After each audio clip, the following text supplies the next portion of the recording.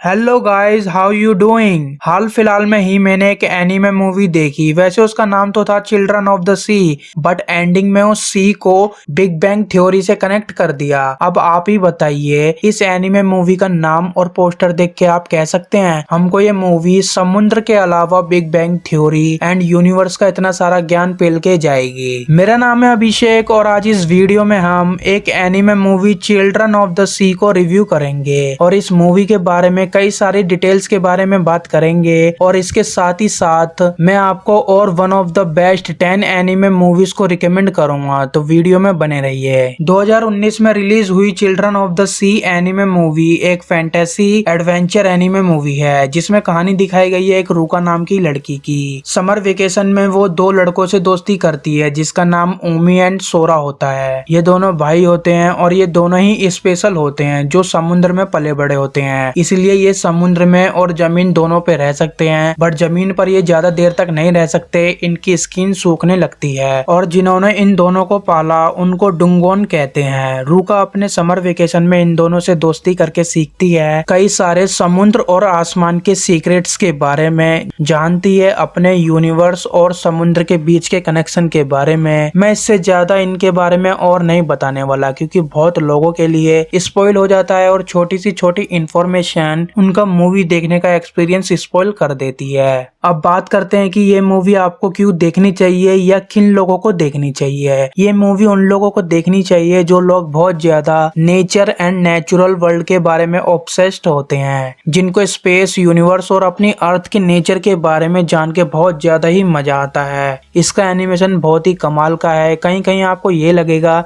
कि ये एनिमेशन है ही नहीं है, ऐसा लगेगा ये तो रियल है, क्योंकि इस मूवी में 3D एनिमेशन का भी बहुत ज्यादा यूज किया गया है। जितना भी बैकग्राउंड सीन्स होते हैं, समुद्र के अंदर एक्वेरियम, एक से एक मछली, सारी 3D एनिमेशन से दिखाई गई है। और ये मूवी उनको भी देखनी चाहिए जिनको एनिमे मूवी देखने का बहुत बड़ा वाला शौक है और उन्होंने सारी अच्छी एनिमे मूवीज देख चुके हैं और अब उनके पास कोई और अच्छी सी एनिमे मूवी देखने के लिए है ही नहीं। तो आप इस मूवी को एक बार चेकआउट जरूर कर सकते हैं, बट देखने से पहले इस मूवी के बारे में अच्छे से जान लें और वीडियो को एंड तक देखिए, क्योंकि इस मूवी की एंडिंग कुछ ऐसी है जो आपने अभी तक किसी भी मूवी में नहीं देखी होगी। और अगर आपने अभी तक कोई भी एनिमे मूवी नहीं देखी या बहुत कम देखी है और आप लोग इंटरेस्टेड हो, तो मैं आपको सजेस्ट करूंगा आप इस कंफ्यूजिंग मूवी को देखने से पहले इन 10 एनिमे मूवी को देखिए। इस लिस्ट को बनाते समय मैंने अपनी पसंद और मेजॉरिटी एनिमे लवर्स की पसंद को देखकर बनाया है, तो मैं उम्मीद करता हूँ कि आप लोगों को ये 10 मूवी बहुत ही ज्यादा पसंद आएगी। और ऐसे ही अच्छी अच्छी एनिमे रिकमेंडेशन के लिए आप लोग मेरे को इंस्टाग्राम पर फॉलो कर सकते हैं। अब बात कर लेते हैं कि ये मूवी आपको क्यों नहीं देखनी चाहिए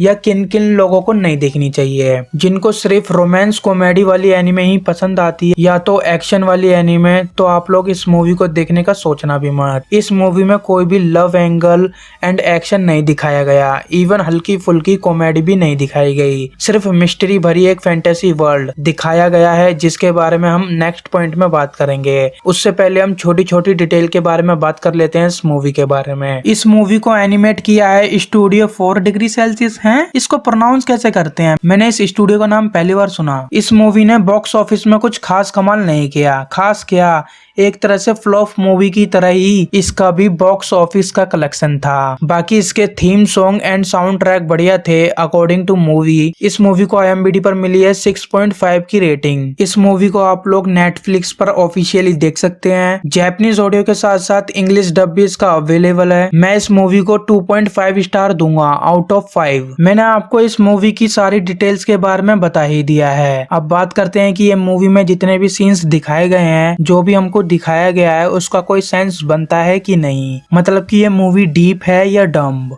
और इसकी एंडिंग के बारे में थोड़ा सा बात करेंगे तो हो सकता है कि आपको कुछ स्पॉयलर्स मिल जाएं, इसलिए अब अगर आप चाहो तभी वीडियो को देखना, क्योंकि अब आपको थोड़े से स्पॉयलर्स मिल सकते हैं। रूका नाम की लड़की के पास अपने समर वेकेशन बिताने के लिए कोई जगह नहीं होती। उनकी फैमिली में कई इशू के कारण रूका की मॉम हमेशा ड्रिंक करके रहती थी, इसलिए रूका हमेशा घर से बाहर चली जाती थी। वो अपने समर वेकेशन में अपने स्कूल में स्पोर्ट्स खेलती थी। वो बहुत अच्छी खासी प्लेयर थी, इसलिए एक लड़की रूका को जानबूझ जानबूझकर जेलसी में अपनी टांग अड़ाकर रूका को गिरा देती है। बदले में गुस्से में रूका भी उसकी नाक फोड़ देती है। फिर अब उसके पास अपना टाइम स्पेंड करने के लिए कोई जगह नहीं होती, तो वो जाती है एक फिश एक्वेरियम म्यूजियम में, जहाँ उसके पापा भी काम करते हैं। एक वर्कर पहचान लेती है रूका को, वो उसको गेस्ट पास देकर उसके पापा के पास जाने का रास्ता बताती है। तभी वो मिलती है उमी नाम के एक लड़के से। रूका और उस लड़के में दोस्ती हो जाती है। एक दिन उमी रूका को समुद्र किनारे शूटिंग स्टार दिखाने लेके जाता है, जो अक्सर समुद्र में आकर गिरते रहते हैं। रूका उमी के बड़े भाई सोरा से भी मिलती है। उन तीनों की बहुत अच्छी दोस्ती हो जाती है। वो तीनों एक साथ समुद्र में बहुत सारा टाइम स्पेंड करने लग जाते हैं। सोरा रूका को समुद्र में गहरे से गहरे पानी में स्विमिंग करना सिखाता है और एक रात सोरा रूका को किस कर देता है। एक्चुअली में वो किस नहीं, अपने मुंह से रूका के पेट में शूटिंग स्टार डाल देता है, वही जो हमने अभी थोड़ी देर पहले देखा था। सोरा रूका को कहता है ये शूटिंग स्टार उमी को दे देना जब उसको जरूरत पड़ेगी, क्योंकि उमी को अभी फीवर था और वो अभी रिकवर कर रहा था, इसलिए वो उमी को उस टाइम नहीं दे सका। सोरा के पास टाइम नहीं होता, वो चमकने लगता है और बहुत तेजी से समुद्र में चला जाता है। रूका भी उसका पीछा करने लगती है। रूका के पेट में उस स्टार की वजह से वो अपने आसपास की सभी चीजों को फील कर पा रही होती है। अब स्टार्ट होता है फेस्टिवल। अब बारी है एंडिंग की। इस मूवी में हमको बताया गया है कि हर एक चीज, हर एक living things and non living things इस यूनिवर्स से किस तरह से कनेक्ट है, चाहे वो ह्यूमंस हो, एनिमल्स हो और यहाँ तक कि वो माइक्रो ऑर्गेनिज्म क्यों ना हो। फीलिंग एंड इमोशन को अच्छे से डिस्क्राइब किया गया है और बहुत ही डीप में बताया गया है। एंड इवेंचुअली वही फीलिंग एंड इमोशन एक साथ मिलते हैं, जिसको इस मूवी में फेस्टिवल के नाम से बुलाया गया है। व्हेल मछली उस फेस्टिवल का आयोजन करती है और सभी लोगों के फीलिंग्स एंड इमोशन एंड उनकी लाइफ की थोड़ी सी पावर एक तरह से मिलकर उस फेस्टिवल को बनाते हैं। समुद्र की सारी मछलियां एक जगह पर इकट्ठा होने लगती हैं। हर बार न्यू फेस्टिवल में एक न्यू गेस्ट होता है। इस बार रूका है, उससे पहले कोई और थी और आगे भी और कोई होगी और आगे भी ऐसा ही सिलसिला चलता रहेगा। ये बात हमको इस मूवी के एंड क्रेडिट सीन से पता चलता है। रूका की मम्मी बचपन में जो लोरी रूका को सुनाती थी, वो गाना उन्होंने रूका के ग्रैंड मदर से सुना था। वो गाना उस फेस्टिवल को डिस्क्राइब करता है। उस फेस्टिवल में जो गेस्ट होता है उसके पास एक शूटिंग स्टार आसमान से गिरते हुए आता है, जो कि बीज होता है और उस बीज को बो के एक न्यू गैलेक्सी, न्यू लाइफ को जन्म देते हैं। एंड देन वापस से वो अपने ह्यूमन फॉर्म में आकर अपनी नॉर्मल सी लाइफ जीने लगते हैं, जो कि हद तक समझ भी आता है। एक फैंटेसी मूवी है तो मान लेते हैं, बट स्टिल ये मूवी सिर्फ इतनी सी चीज को दिखाने में बहुत ज्यादा टाइम ले लेती है। बट एक सीन है जिसका एक्सपीरियंस काफी अच्छा रहा, भले ही कुछ पता ना लग रहा हो कि इस मूवी के अंदर चल क्या रहा है। मतलब उस फेस्टिवल स्टार्ट होने के बाद से रूका अपने ह्यूमन फॉर्म से बाहर आकर समुद्र से डायरेक्ट स्पेस में चली जाती है और जो बिग बैंग थ्योरी है उसी के अकॉर्डिंग रूका यूनिवर्स में ट्रांसफर होके एक न्यू यूनिवर्स को एक्सपेंड करती है। और उमी एंड सोरा उस फेस्टिवल को पूरा करने के लिए अपने आप को सैक्रिफाइस कर देते हैं। और जो इस मूवी का एंड क्रेडिट सीन है उसको ध्यान से देखोगे तो पता लगेगा सोरा और उमी दोनों में से एक जना स्काई बन गया है और एक विंड। भले ही ये मूवी एक दो जगह बहुत डीप बातें करती है, बट स्टिल जो इसकी एंडिंग है और जिस कंसेप्ट पर ये मूवी है, बहुत अच्छे से ये मूवी उसको अडेप्ट नहीं करती है। I mean, जो ये मूवी का प्लॉट दिखाने चाहते थे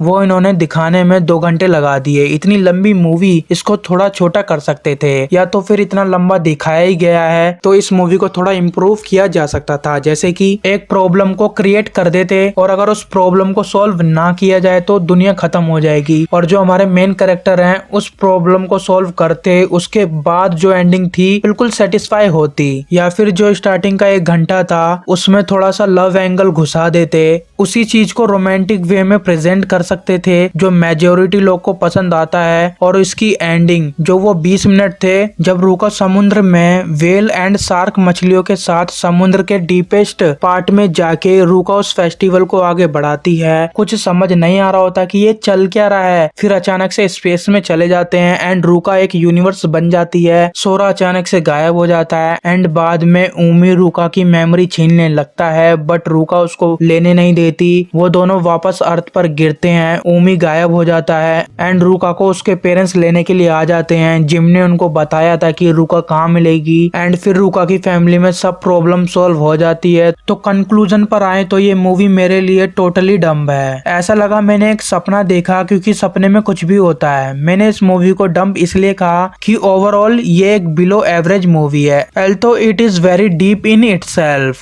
मैं इसको अच्छे से समझ भी नहीं पाया, इतनी डीप भी ये मूवी हो सकती है, बट मेरे लिए ये मूवी डम्ब है। बाकी आप लोग इस मूवी का ट्रेलर देखकर डिसाइड कर लेना कि ये आपको देखनी चाहिए कि नहीं। तो आज के लिए बस इतना ही। अगर आपको वीडियो पसंद आया तो वीडियो को लाइक कर, चैनल को भी सब्सक्राइब कर लेना ऐसे ही और ढेर सारी वीडियोस को देखने के लिए। अगर आपने अभी तक काकीगुरी एनीमे नहीं देखी तो अभी इस प्लेलिस्ट से जाकर उसको चेकआउट करो और साथ में मेरी टॉप 5 एनिमेटेड लिस्ट को भी चेकआउट करना मत भूलना।